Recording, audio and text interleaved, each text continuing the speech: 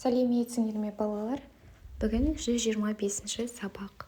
Сабақтың тақырыбы мәтіннен сан есімдерді табамын. Мәтін мазмұны бойынша сұрақтар құрастырамын. 18-ші жаттығу. Мәтінді түсініп оқы. Саяхатқа шығу туризм дегенді білдіреді. Нағыз туристер саяхатта жүргенде демалып қана қоймайды. Саяхат жасаған жерлері жайында егжей-тегжейлі білуге талпынады. Саяхатшылар табиғаттың нағыз жанашыр қорғаушылары. Олар ағаштарды кеспейді, от жақпайды, жас шыбықтарды сындырмайды. Қайта табиғат зиянкестерімен күрес жүргізіледі. 2-3 сынып оқушылары мұғалімдерімен бірге 8-10 километрден аспайтын бір күндік жорықтарға шығады. Бұл мәтін «Ол кім? Бұл не?» кітабынан алынған екен. Енді тапсырмаларды қарастырайық. Мәтін мазмұны бойынша сұрақтар құрастырып, оларға жауап бер. Бірінші сұрақ. Туризм дегеніміз не? Туризм дегеніміз саяхатқа шығу. Екінші сұрақ. Табиғаттың нағыз жанашыр қорғаушылары кімдер? Саяхатшылар. Табиғаттың нағыз жанашыр қорғаушылары. Саяхатшыларды неліктен табиғаттың жанашыры дейді? Себебі олар ағаштарды кеспейді, от жақпайды, жас шыбықтарды сындырмайды, қайта табиғат зиянкестерімен күрес жүргізетін адамдар. Өзің саяхаттауды ұнатасың ба? Мен де саяхаттауды ұнатамын. Мәтіннен қанша, неше сұрақтарына жауап беретін сөздерді тап. Қанша сөзіне 8-10 километр. Ал нешінші? 2-ші. Нешінші сынып? 3-ші сынып. Заттың санын, ретін білдіретін сөздерді сан есім деп атайды.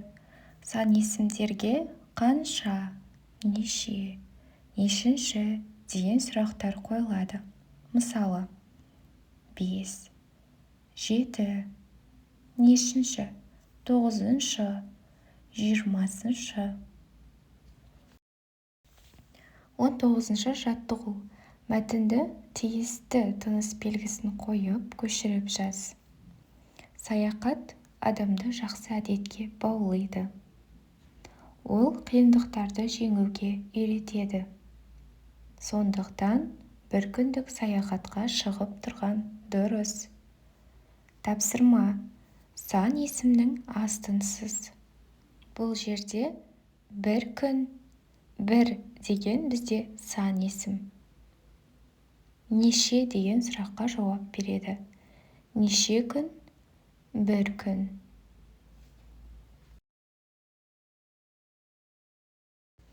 20-шы жаттығу. Суреттерге қарап, қай қалаға саяхатқа шығатыныңды болжа. Қандай қала деп ойлайсыңдар? Әрине, Астана қаласы. Бәйтерегіміз, Хан шатырымызды көріп, Астана қаласы екенін бірден тануға болады, балалар. Астындағы тапсырмаларды қарастырайық. Астанамызға саяхат тақырыбына әңгіме құрастырып айт. Әңгімеңде қанша, неше сұрақтарына жауап беретін сөздерді пайдалан.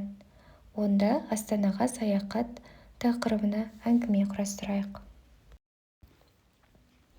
Біздің еліміздің астанасы Астана қаласы. Менің жасым 12-де.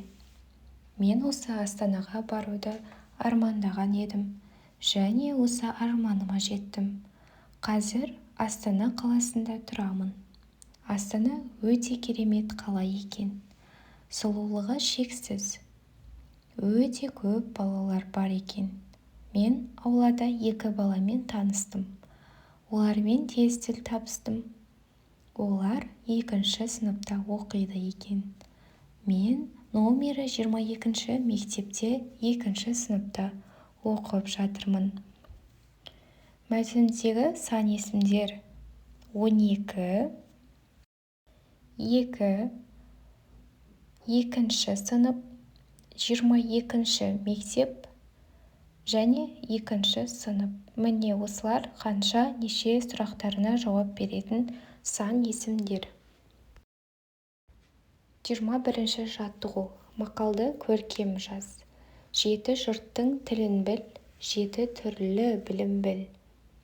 Сан есімдерді тап, олардың қай сөзбен байланысып тұрғанын анықта. Бұл жерде сан есімдер 7. 7 жұрт, 7 түрлі сөздермен байланысып тұр. 22-ші жаттығу. Ойлан тап. Алғашқы түбір сөз аспан әлемінің бірі. Екінші түбір сөз жорғалаушының бірі. Екеуін қосып оқысаң, зиянкестің түрі. Сан есімдерді теріп жаз.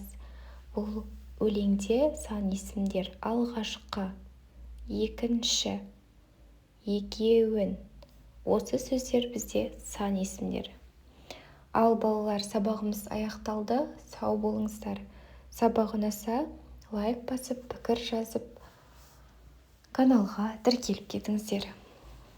Сау болыңыздар.